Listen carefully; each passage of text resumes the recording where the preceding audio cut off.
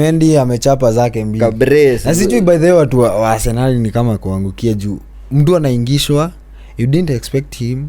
Alafu anakuja anashine. Alafu anakuja anafunga bao mbili. Alafu unasikia kuna mtu alikuwa ameweka triple captain kwa fantasy. Mimi mtu ambia ni aje mnajua juu sasa. Hawezi kuwa mtu ako bench anakuja anafunga na wewe una predict hiyo. Wewe unajua ataanza, alafu unamweka captain, alafu unamweka triple captain. Na sisi tumeishi hapa tumeishi kuweka triple captain Chris Woods na anatupea tu.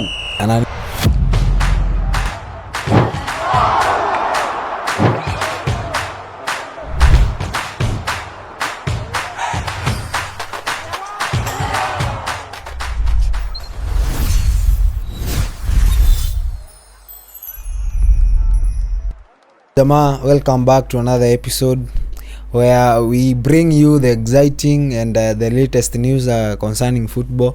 I'll be a host today with my co-host here, Deno. Expect not less than whatever you expect, manze.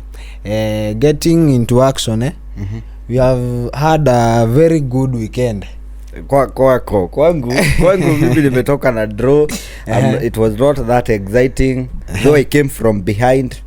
So, naweza sema lakini kutoa points kwa Brentford imenilemea. Even in the past nimekuwa nikidraw kwao nikiwa kwao home, so it was not a surprise though. I can blame Enzo Maresca juu unaanzisha aje hao watu wote, alafu kuna watu walicheza out of position. But it was quite a good weekend.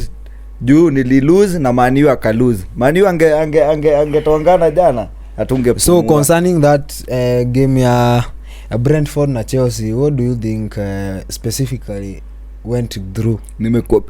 Unaona the moment niliona tu hiyo lineup hivi, nikaangalia nikaona Fofana ameanzishwa kama right back. Fofana alianzishwa. That was just off. Alafu after wameingia ground nikaona Jorel Hato ameadvance ati anaingia mid, but I think it was just off. I think the problem with Enzo Maresca ni akona wachezaji wengi sana, hajaweza kujua the main one, first 11 wake juu sasa anafanya signing after signing. Ndio watu hata window transfer iko imefungwa. Alafu kila mtu hapa anataka kuprove point yake ati I deserve that point, unaona? So Enzo Maresca need to do something concerning on me. Hata mimi nasema atoe first 11, venye akishatoa first 11 hao wengine watakuwa wanaingia subs. Kukue kuna wale ndo main, labda mtu akiwa injury ndo sasa anaweza, ama kukue games ni mingi. Players wa Chelsea I think they are very good, so the main point hapo ni atengeneze akuwe na timu yake ya first 11. Liverpool wamechapa Burnley moja.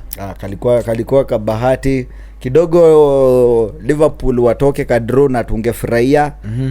Though nilikuwa nimesema that's must win ya Liverpool. Kidogo watoke na draw, isipokuwa niyo Kapenao walipata na ilikuwa dakika ya 93. It was a clear mistake, so hiyo waliwin a good win. Though hata nilikuwa na expect mabao over 3.5. We expected Liverpool to do something na yenye hawakutuprovia. So the main point with Liverpool I guess ni wanatulia sana. Wako na game. Hatuwezi sema hawana game. Lakini ninasema wale wachezaji wamejiestablish mpaka wamefika hata level.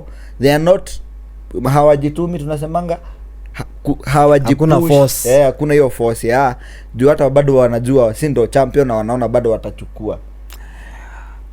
Next week watakuwa na Everton. Wanaitanga derby Mahuot derby. Watakuwa na Everton and ni inakuanga wapi?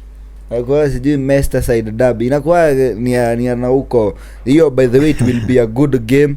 Na ni one of the team yenye nataka. Moyes ni mtu najua anaweza tandika Liverpool. Anaweza mtandika? Moyes atatandika Liverpool. Lakini Liverpool wanafaa kuwa na nini? Unajua hajapatana na nini? Na ma big 6. Ni Arsenal tu. So if they continue with that pace I think they will be very down. Lakini unaona yeye akona win tangu game week 1. Though concerning that game ilikuwa narrow win ya it was a very narrow win, not what we predicted actually. Juu mimi kwanza nilikuwa nimesema nimewekelea hata moyo. Haya, derby ya West Ham na Tottenham. Hiyo derby ya West Ham na Tottenham ilikuwa quite a good game, na lakini nilikwambia West Ham Potter sijui hayuko, Graham Potter hayuko, hata juu nasemanga Amorim hayuko. I think Potter alienda mapema na nafaa tu hata afutwe walete Nuno Espirito. West Ham sio timu ya ati kulose, anafaa wa establish juu hata yeye akona wachezaji. By the way, last weekend I predicted that West Ham would do something, but this season they are failing me totally. Thomas Frank hangeitikia kutandikwa na Potter. Though by the way Tottenham wako form sana hii season. Tote wako on. Lakini ubaya wa Tottenham nilikwambia wanaanzanga na mwili wanamalizia na wanaanzanga na roho wanamalizia na mwili. So Tottenham won 3-0 against West Ham, which we didn't expect. West Ham are doing very poorly now. Me expected. I even expected nilikwambia hiyo hata clean sheet wataweka. AFC Bournemouth versus Brighton. Walitoka? AFC Bournemouth beat Brighton 2-1. That was quite commendable, though hiyo it was just ilikuwa tu bahati 50-50. Both team to score ingeingia, lakini both teams zote hakuna yenye ati conform kuliko ile ingine. Hakuna yenye conform kuliko ile ingine comparing but them. Brighton did something to Manchester City, remember? Then ilikumbe game yenye Man U walicheza nayo na Arsenal si game yenye saizi Man U inacheza. Kuna unapataka team game yenye watacheza nayo si yenye watacheza nayo hii team, unashangaa form kweli sana. Though there are some teams which keep on doing the same thing. Crystal Palace versus Sunderland. Crystal ilitoka 0-0, which we didn't expect. I expected Crystal Palace atatandika mtu, na I did not see Sunderland coming ati kidogo hata wauzie Crystal woga. Sikuwa na expect kitu kama hiyo. The Crystal Palace is a very strong team this season. Saizi wako hata ndo tunaongojea wapige Liverpool, alafu unaona wanasimamishwa na Sunderland. Though Sunderland iko na signings mzuri na bado wako form, lazima watajiestablish. So I think ile tu Crystal Palace walikuja kujijua dakika 70 walipata hawawezi. By the way, I watched that game and I saw that Crystal Palace had a lot of mistakes. Had a lot of mistakes. Alafu hata ni ile walikuwa wameona wataipiga, so walikuwa ile relaxed. Sasa zenye walikuja ku notice ilikuwa dakika 70 hawa jamaa na wao wakakaza, na unajua wao wakichukua ka point kamoja watakuwa on. Another thing that was very unpredictable last weekend was Everton drew. Everton ili draw with Aston Villa. Lakini hiyo nilikuambia tu hata kama ni a win ingekuwa tu ni a 1-0 win. Both team nimekuambia Moyes ni one of the coach to watch hii season. Nani Unai Emery hayuko, Villa unajua Villa hawajafunga bao hata moja. Hajafunga ama wamefunga? Aston Villa hajafunga. Aston Villa hawajafunga bao hata moja hii tangu game, na tuko game week 4. So atukwambeka fantasy pale mbele wanapata tu kina Uliwatu Kings anapata 2. But kwanza last week but 31st Aston Villa ilichapa na Crystal Palace. Ilichapwa na Crystal Palace 3. Si ndio maana nimekuwa hii season Aston Villa wako down sana. Wako chini. Fulham beat Leeds United 1-0. Ako kalikuwa expected though aka one win, lakini hatuwezi sema juu hiyo si ya tini team huwa ina score mingi. Another game that was very exciting was Newcastle United versus Wolves. Wako na sijui kama venye Isaka ameenda Wolves Newcastle wameamua afungi mabao hii season. Wako na number 9 mpya mrefu anakaa Isaac, mwenye aliniprovia ametuma nione hata kama Isaac alienda. Still Newcastle wako though ukiangalia hiyo game, lakini walikuwa na attack mingi. alikuwa na attack mingi sana. So it was quite commendable. Ni scores tu zilikataa. Ujue ukiweza kupush mtu umpush hata kama ata defend, hata kama atakuwekea maback 5, wewe umeweza kumpush venyewe haizi attack mbele. So it was quite good game for Newcastle na it was expected that win ya Newcastle. Arteta did something. Arteta ilikuwa kick off Zubi Cabrera. Asijui by the way watu wa Arsenal ni kama kuangukia juu. Mtu anaingishwa, you didn't expect him. Alafu anakuja ana shine. Alafu anakuja anafunga bao 2. Alafu unasikia kuna mtu alikuwa amemweka triple captain kwa fantasy. Mimi wewe mtu ambia ni aje mnajua juu sasa. Hawezi kuwa mtu ako bench anakuja anafunga na wewe una predict hiyo. Wewe unajua ataanza, alafu unamweka captain, alafu unamweka triple captain. Na sisi tumeishi hapa, tumeishi kuweka triple captain Chris Woods na anatupea tu. Last weekend. Mtu kama unaenda nyumbani kuendea miti shamba kuweka triple captain mtupe. Na watu fantasy mnafaa mtupe ideas venye mnafanya hiki kitu. By the way, I'm not very familiar with fantasy. Juu unapata mtu akona 120 points. Unapata aje 120 points? Anaweka captain akiwa defender. Unaweka aje captain defender? Hiyo. Alafu mtupe hizo ideas venye mnafanya fantasy. Ama ni aje dena? Kwanza watupe. Kwa mimi niko na ngori na kwa captain. Kwa captain unajua ni aje ni yeye. Nina captain mingi, nikiweka Mateta leo anakosa kufunga.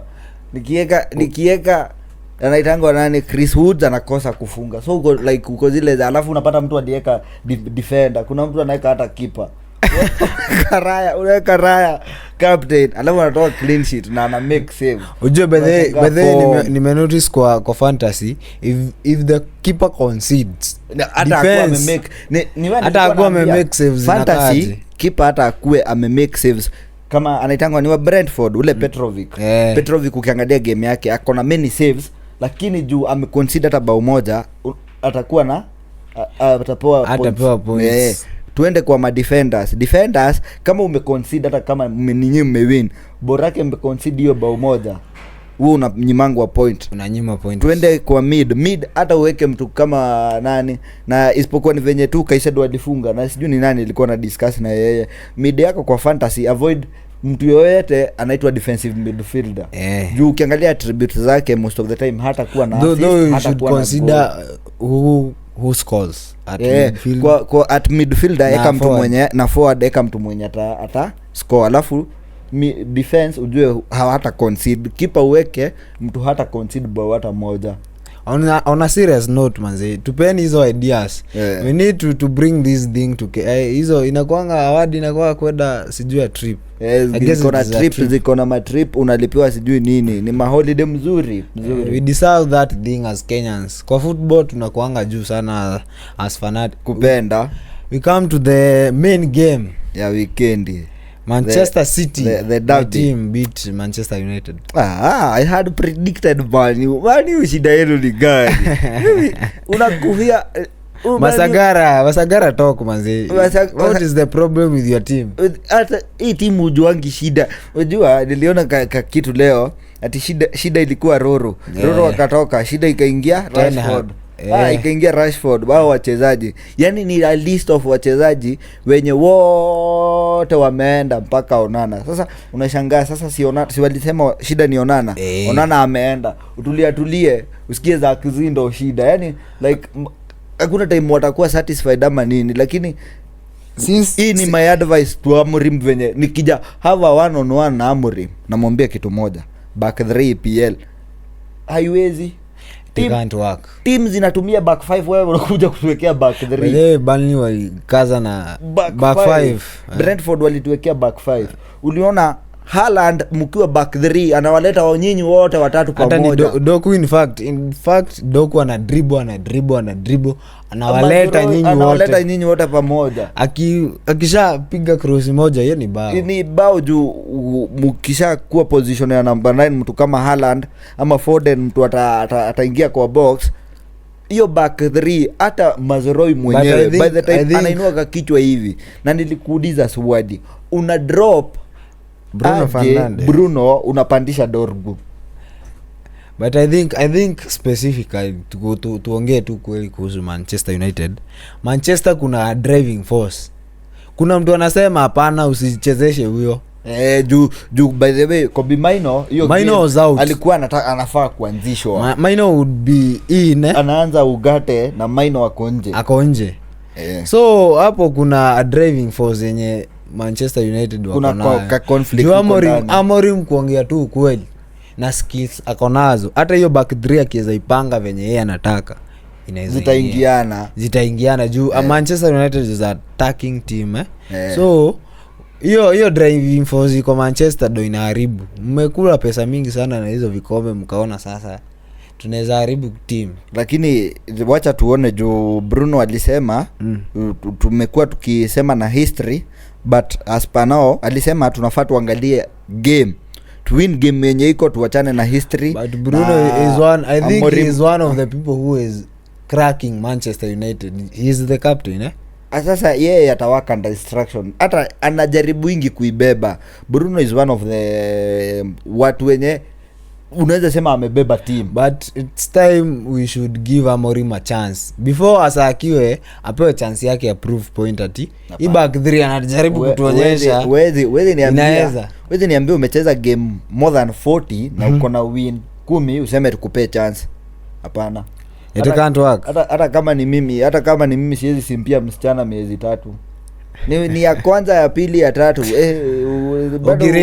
bado mko talking stage ukiringa unachuzwa. Amorim tumempea time venye tu mlikuwa. Hata kuna mtu alikuwa ananiambia ati sasa hajapewa time. Hiyo 10 minutes umeingia grao tutajua wewe ni mbaya ama wewe ni mzuri. Actually yesterday amecheza dakika mingi sana by the way. Na hakuna kitu alifanya. He did nothing. Amekuwa Benjamin siwezi score. Talking about Man City jana walicheza vizuri sana considering whatever they played. Their game was on nasemanga Man City. Most of the player by the way walikuanga injury most of them. Na lakini though siadieka watu wenye tulikuwa tunaona wako kwa injury list tuliona wakicheza. Mimi hata kitu nasema ya Man U ya City they had Anderson Moraes mwenye hakuwa anaweka clean sheet. They upgrade from Anderson kwenda kwa Donnarumma. That was 100%. Hata kama ata consider wape clean sheet kama 10 5 ama 6 7 hivi alafu asiconcede bao mingi itakuwa advantageous kwa City. City itakuwa na advantage. Mimi naweza taka nikae na Luis Enrique nimuulize ulifikiria nini ukiuza Donnarumma? By the way, kuna hiyo discussion inaendelea what was the main problem that made them amweke nje ya kikosi unashangaa juu unaweza aje kuwa na ule mtoto wako the best alafu unaona Donnarumma mtu ananemiwa kwa Ballon d'Or which is happening next week 2020 is it 22nd hapo. Mimi kuna mtu aliniuliza wewe fikiria na by the way ni hiyo kitu imekuwa ikinisumbua juu kwa nini Luis Enrique akauza Donnarumma? Wengine wanasema ni pesa, wengine wanasema tuambieni kwa comment section. Hata mimi nilishtuka sijui specifically.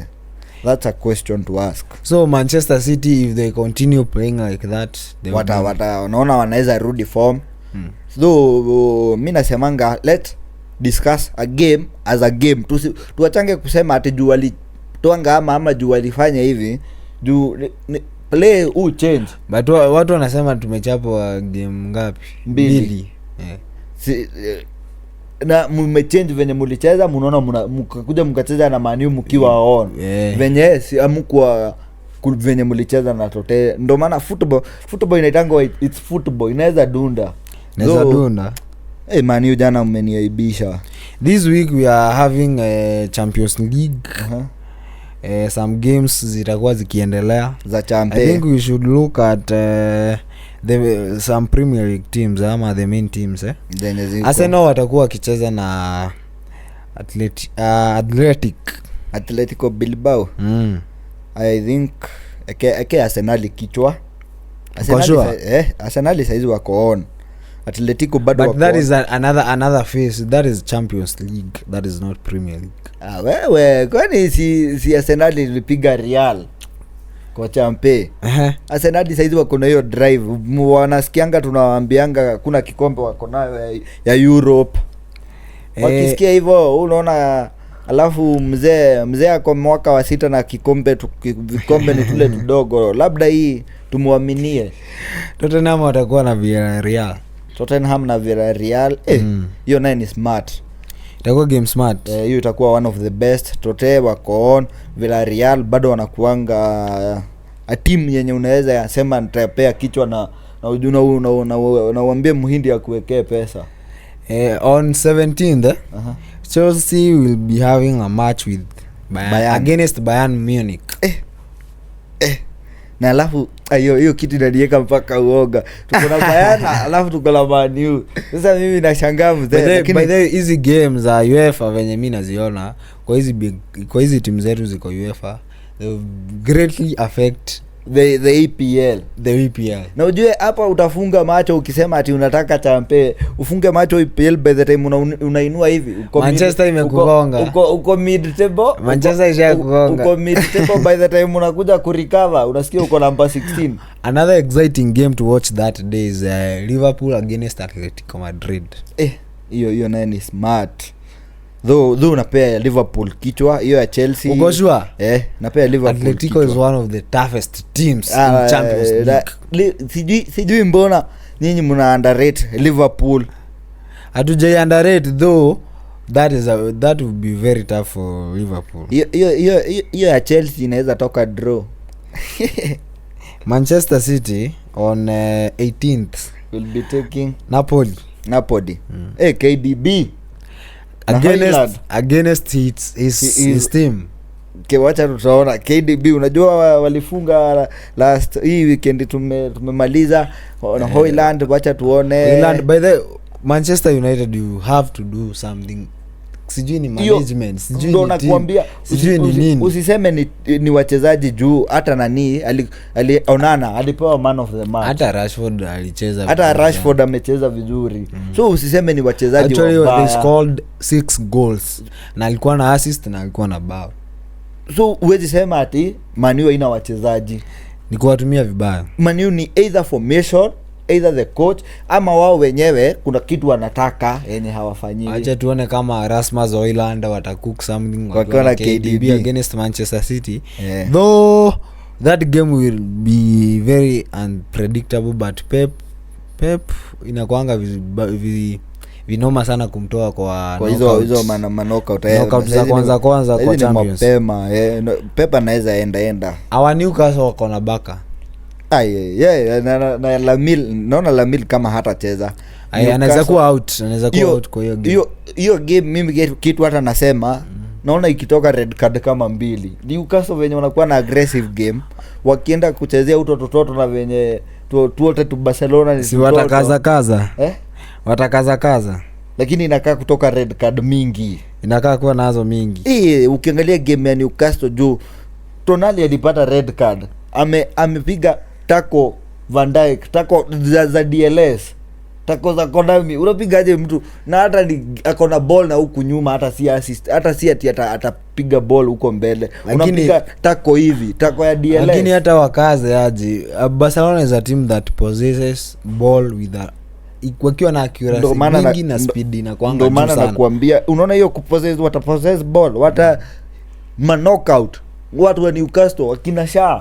Unaona hizo majamaa venye kinitaka nini, kijamaa kiko nyuma defender kingine kina Ronaldo, au ni majamaa wanacheza kama game nyingine aggressive. Wakipatana mtu ati unaenda kukaa na ball, hapo ni ushike ball upeane.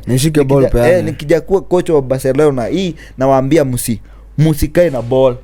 Jua vya ukikaa na ball, huyu jamaa venye wanakujanga knock na ukiguzwa vibaya unasikia ni injury ya mwaka. So our fans manzi, hizo teams za Premier League kina Chelsea, Manchester City, kuna Newcastle, kuna Arsenal na usitaje Man U hapo. Man U you cannot understand. Na Tottenham watakuwa na games between the week midweek za Champions League, hizi qualifications za kuingia kwa knockout ya group of 16 So itakuwa ngumu sana kwao.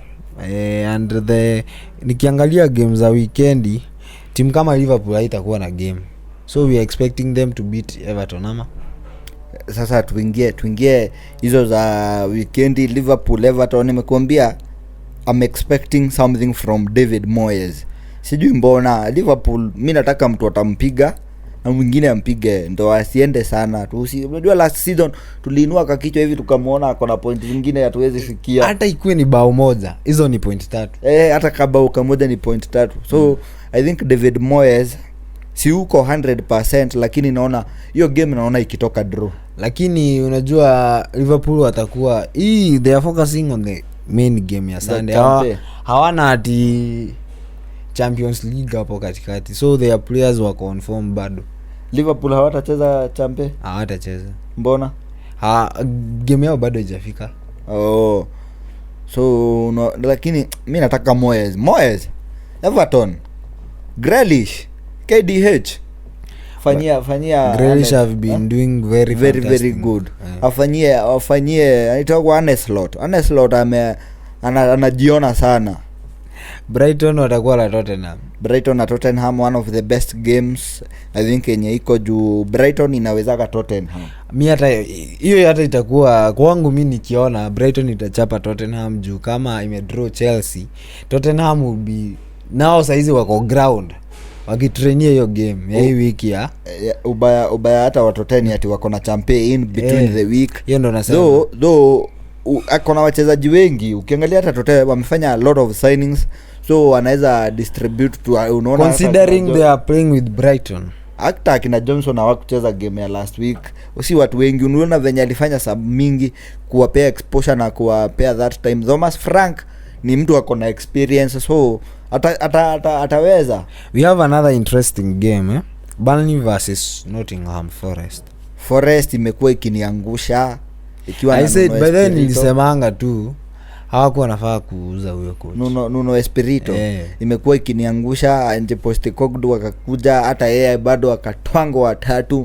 So I think it will be a very good game junior against Burnley. Wacha tuone kama atajiredeem. Lakini unajua Burnley wanatumia back 5.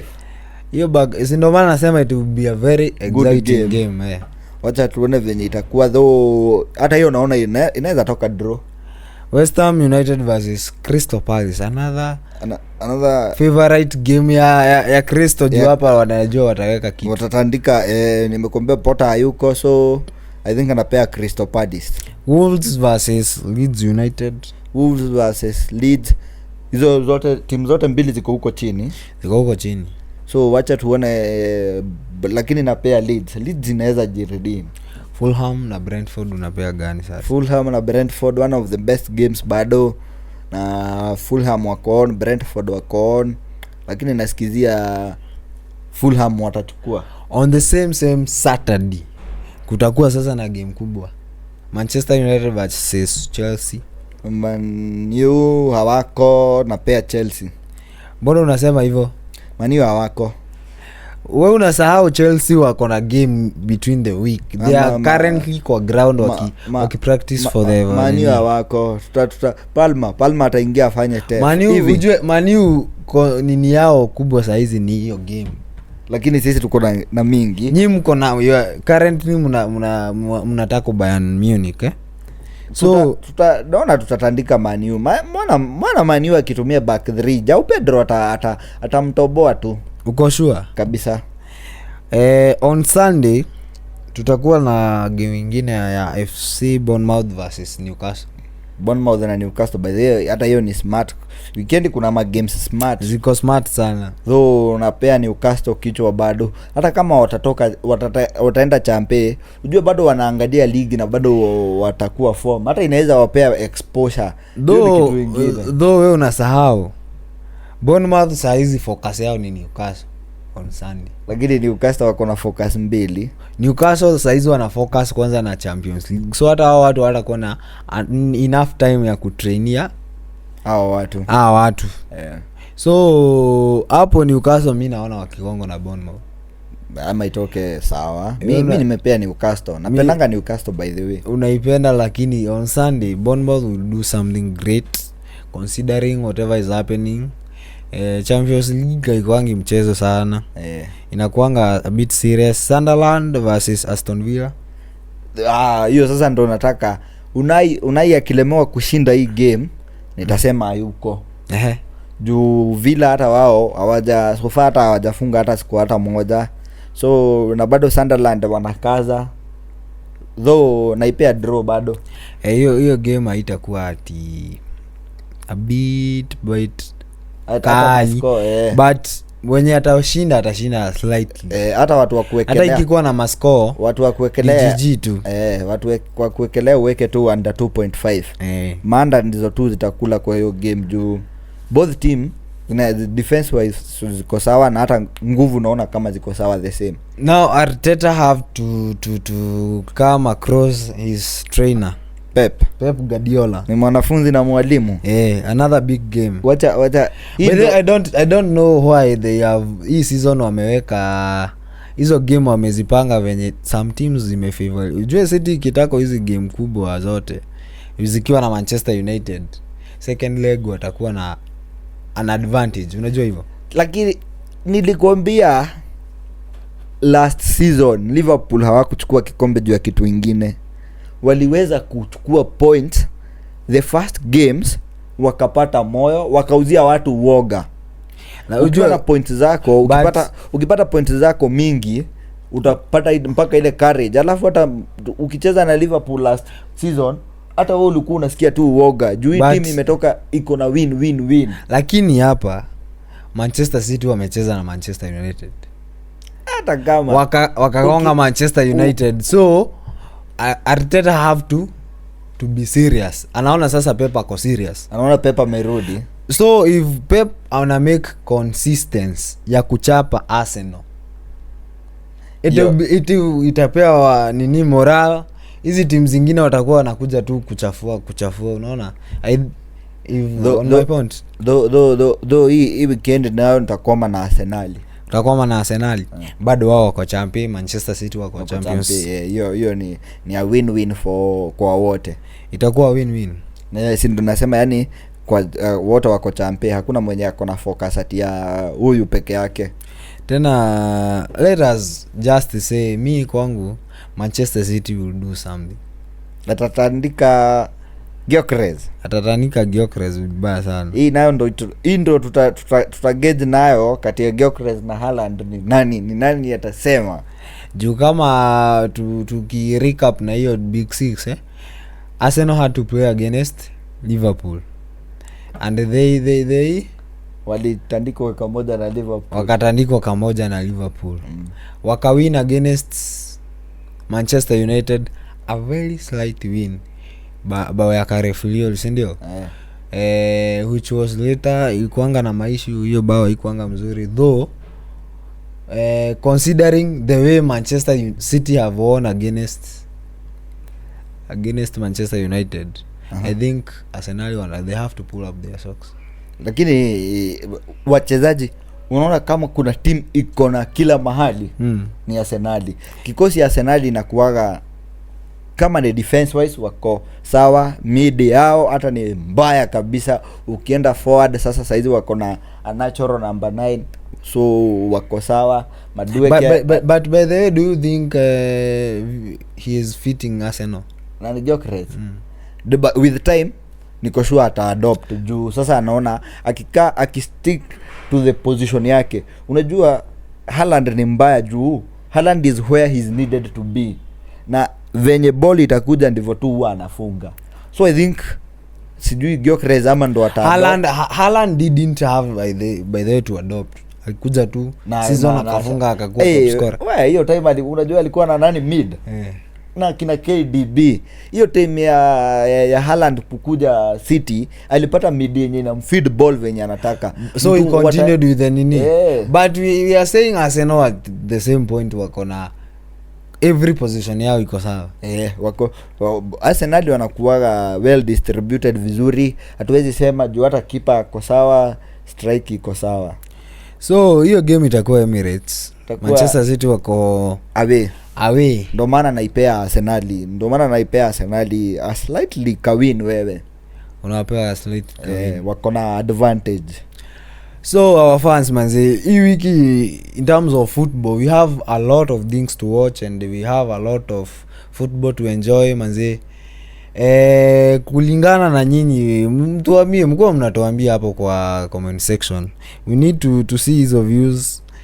Mwenye tusiseme kuchambua, mlisema tukachambue is nothing but not less than football. So give us those comments, endelea kuandika nini whatever you think, juu kama tuna Champions League ama ni aje Deno, tuko na Premier League games ziko sawa sana, hatupumziki kwa football by the way, and it will be very good and very fun. Na watu wenye hatuna relationships kama sisi, we have a lot to do, tuko busy in between the week. tuko busy, hakuna kitu kinatupea stress sana. Tumelipishia hizo holiday wanatupeaga, hizo international break tushalipishia, so a lot is happening and a lot will be happening, and we expect energy kutoka kwenyu pia. Tupeni hizo subscription hapo YouTube, venye tu hapo TikTok tunaona mnatusukumia fiti, pia YouTube mnatusukumia hapo ma comment, subscription, una click hako ka notification button ndo tupate hizo, ukipata hizo update, and all will be well. Na hii family itakuwa kubwa ama ni aje? Iko sawa hivyo. So until next time, I think it has been good hosting you.